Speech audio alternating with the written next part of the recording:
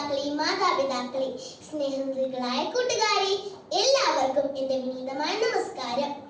ഇന്നത്തെ മനുഷ്യർ അവരുടെ ജീവിതത്തിന്റെ വലിയൊരു സമയം ഡിജിറ്റൽ ഇടങ്ങളിൽ ചിലവഴിക്കുന്ന ഈ വേളയിൽ നിർമ്മിത ബുദ്ധി എന്ന വിഷയത്തെക്കുറിച്ച് സംസാരിക്കുവാൻ അവസരം ലഭിച്ചതിലുള്ള സന്തോഷവും കൃതജ്ഞതയും രേഖപ്പെടുത്തിക്കൊണ്ട് തുടങ്ങട്ടെ.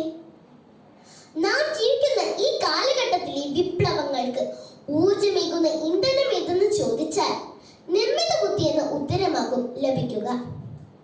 എന്റെ മുന്നിലിരിക്കുന്ന നിങ്ങൾ ഓരോരുത്തരോടും ഞാൻ വളരെ ബഹുമാനത്തോടെ ഒരു ചോദ്യം ചോദിക്കട്ടെ.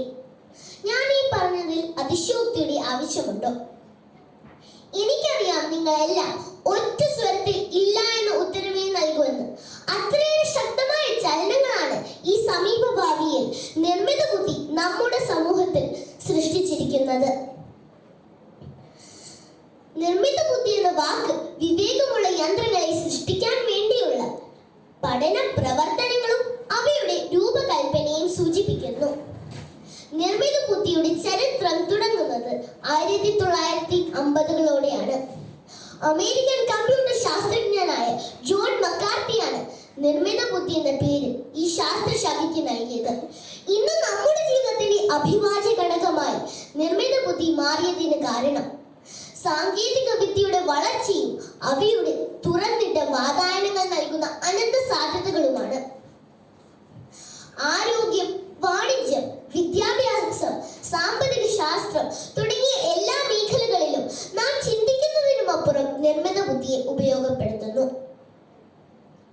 വിശ്രമമില്ലാത്ത പ്രവർത്തനം, തെറ്റില്ലായ്മ, വിരസതയില്ലായ്മ, വേഗത്തിൽ തന്നെ തീരുമാനമെടുക്കൽ എന്നീ ഗുണങ്ങൾ സാമ്പത്തിക, സാമൂഹിക, ബഹിരാകാശ ഗവേഷണ മേഖലയിലേക്ക് നിർമ്മിത ബുദ്ധിയെ അതിവേഗം ആകർഷിക്കാൻ ഇടയാക്കി.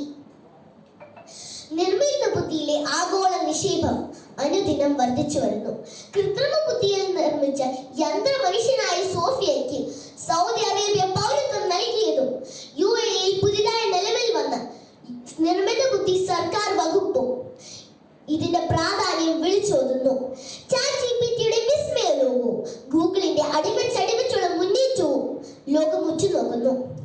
മനുഷ്യൻ നിർമ്മിക്കുന്ന യന്ത്രങ്ങളിൽ നിന്നും യന്ത്രങ്ങളാൽ നിയന്ത്രിക്കപ്പെടുന്ന മനുഷ്യ ലോകത്തെയാണ് നാം മുന്നിൽ കാണുന്നത്.